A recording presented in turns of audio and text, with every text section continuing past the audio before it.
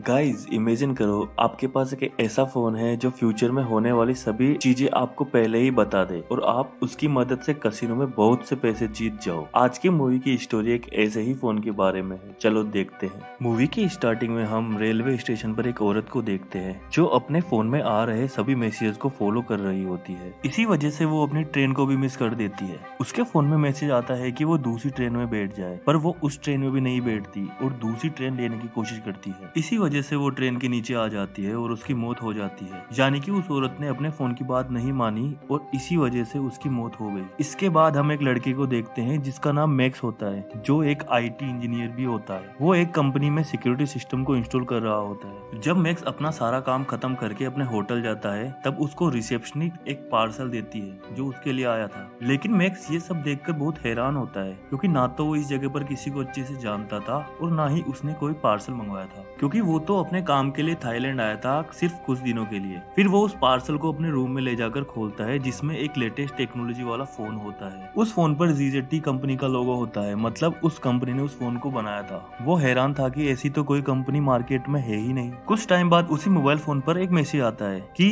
उसे आज रात और इसी होटल में रुक जाना चाहिए क्योंकि कल इस होटल में लोगों को खास किस्म का एक डिस्काउंट दिया जाएगा। मैक्स को भी ये आइडिया काफी अच्छा लगता है क्योंकि वो भी थाईलैंड घूमना चाहता था। इसीलिए वो अपना रूम एक रात के लिए और रिजर्व कर लेता है और अपनी फ्लाइट की टिकट भी कैंसिल करवा देता है। अगले दिन जब मैक्स यहाँ पर रुककर घूम रहा था और एंजॉय कर रहा था तभी वो न्यूज में देखता है कि जिस प्लेन में वो आज जाने वाला था वो क्रैश हो गया है। तभी फिर से उसको उस फोन पर एक मैसेज आता है कि अगर तुम अमीर होना चाहते हो तो तुमको एक स्टॉक खरीदना होगा। लेकिन मैक्स उस मैसेज को इग्नोर कर देता है। कुछ देर बाद जब वो अपने रूम में आता है तो टीवी में देखता है कि जिस स्टॉक के बारे में मैसेज आया था उसकी प्राइस 313% तक बढ़ गई है। वो अब सोचता है कि पहले इस फोन की वजह से उसकी जान बची और अब स्टॉक वाली बात भी बिल्कुल सच है।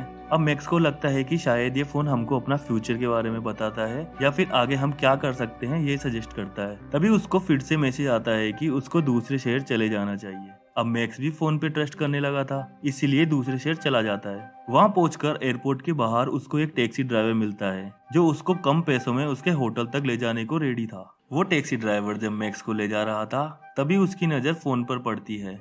उसे देखकर वो काफी हैरान होता है और कहता है कि तुम्हारे फोन की टेक्नोलॉजी कितनी नई है, मैंने तो ऐसा फोन कभी नहीं देखा। फिर वो टैक्सी ड्राइवर मैक्स को अपना कार्ड देता है और बताता है कि वो एक टेलीकम्युनिस्ट है और वो टेक्नोलॉजी की नई नई चीजें बनाता है। ऐसे ही बातें करते करते मैक्स अपने होटल तक पहुंच जाता है जहाँ पर फोन ने उसे आने को कहा था। वहाँ पहुंचते ही उसे कसिनो में गेम खेलने के लिए मैसेज आता है। मैक्स भी ऐसा ही करता है। फिर वो उस मशीन तक जाता है जिसके बारे में मैसेज आया था, पर वहाँ पहले से ही एक आदमी खेल रहा होता है।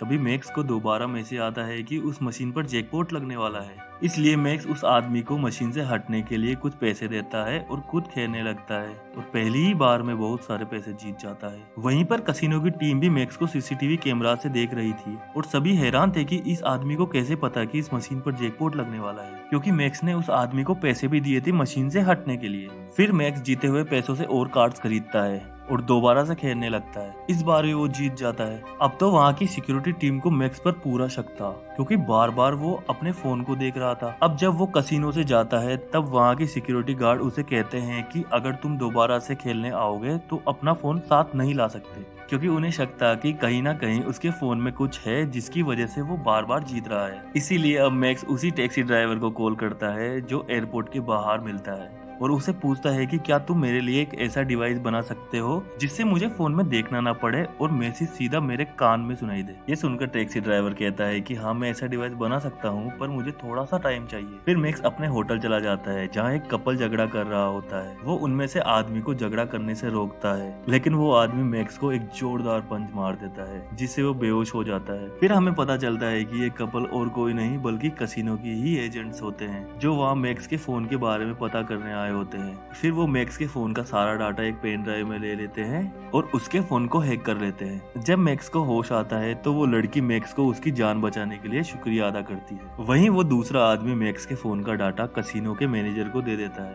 पर अभी भी उनको पता नहीं चलता कि मैक्स के फोन में मैसेजेस कहाँ से आ रहे थे। उधर दूसरी तरफ टैक्सी ड्राइवर मैक्स के लिए वो डिवाइस बना देता है जिसको वो कानों में पहन लेता है और फिर से कसिनो में चला जाता है और वैसे ही खेलता है जैसे मैसेज में कहा गया था और लगातार पैसे जीतता जाता है। इसीलिए कसिनो का मैनेजर आकर उसको पकड़ लेता है और तभी वहाँ FBI की टीम पहुंच जाती है और मैक्स को अपने साथ ले जाती है और मैसेजेस के बारे में पूछताछ करने लगती है। पर इसके बारे में मैक्स भी कुछ नहीं जानता था। फिर FBI का एजेंट कसिनो के मैनेजर से मिलता है और उसे बताता है कि हमारे पास ऐसे केस पहले भी आ चुके हैं जिसमें बहुत से लोगों को ऐसे फोन मिले जिसमें उन्हें पैसे कमाने के नए नए तरीके बताए गए। पर जब भी हमने उन लोगों को पकड़कर फोन के बारे में पूछा, उसके कुछ दिनों बाद ही उन लोगों की मौत हो गई। और हर बार की तरह हम इस बार भी फोन के बारे में कुछ नहीं जानते। अब ऑफिसर मैक्स के पास जाता है और उसे कहता है कि तुम्हें हमारा साथ देना होगा ये पता करने के लिए कि फोन कहाँ से आया है। इसके बाद ऑफिसर अपने बॉस को कॉल करता है और बताता है कि अभी तक उनको कुछ भी पता नहीं चल सका है और मैक्स भी अब हमारी मदद करने को तैयार है।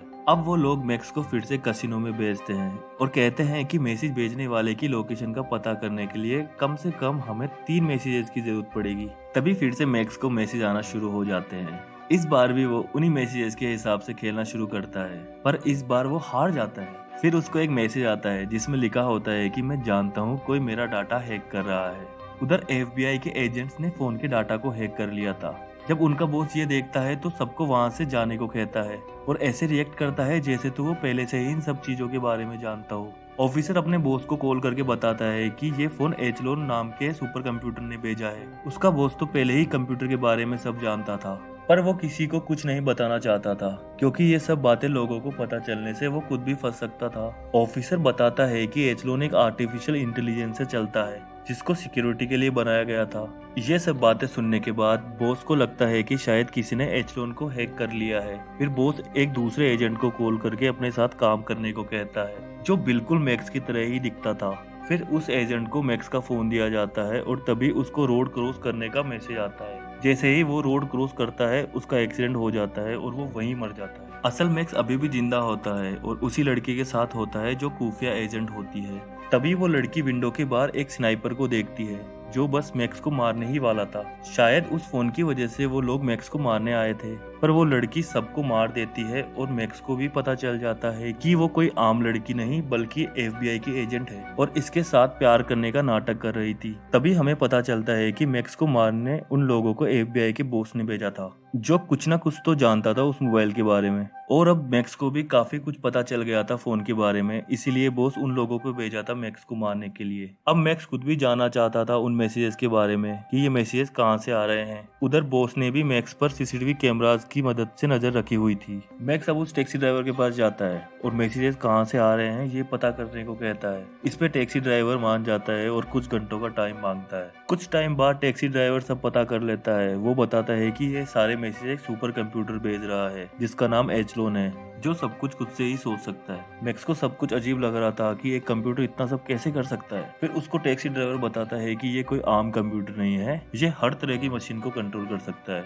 और इसीलिए उसने तुम्हें पहले ही उस प्लेन में जाने से मना कर दिया था। वो कहता है कि ये कंप्यूटर इतना स्मार्ट है जो हर तरह की मशीन के बारे में सब पता कर सकता है। तभी वहाँ फिर से वो लोग आ जाते हैं जो मैक्स को मारना चाहते थे। फिर वो लोग वहाँ से बचकर गाड़ी में बैठकर भाग जाते हैं। वो लोग भी उनका पीछा करने लगते हैं, पर मैक्स उनमें से एक आदमी को पकड़ लेता है जो कोई और नहीं बल्कि FBI का एजेंट ही होता है। फिर वो एजेंट मैक्स को सारी बात बताता है और कहता है कि हम तुम्हें इसलिए मारना चाहते थे ताकि उस कंप्यूटर का राज किसी और को पता ना चले जिसको हमने ही बनाया है, पर अब वो खुद से ही काम कर रहा है और बहुत बड़ा खतरा बन गया है। तभी मैक्स को मैसेज आता है। उसको उसी जगह पर जाने को कहा गया था जहाँ पर मूवी की स्टार्टिंग में मैक्स एक सिक्योरिटी सिस्टम को इंस्टॉल कर रहा था। वहाँ पहुँचने के बाद फिर से मैसेज आता है जिसमें कहा गया था यहाँ के सभी कंप्यूटर्स को एचलोन सुपर कंप्यूटर से कनेक्ट कर दो। ऐसा करने से एचलोन अपडेट हो जाएगा और दुनिया में सभी मशीन्स पर कंट्रोल कर सकेगा। मैक्स यहाँ देखता है कि सभी कंप्यूटर एचलोन के कंट्रोल में थे। फिर मैक्स उसे रोकने की कोशिश करता है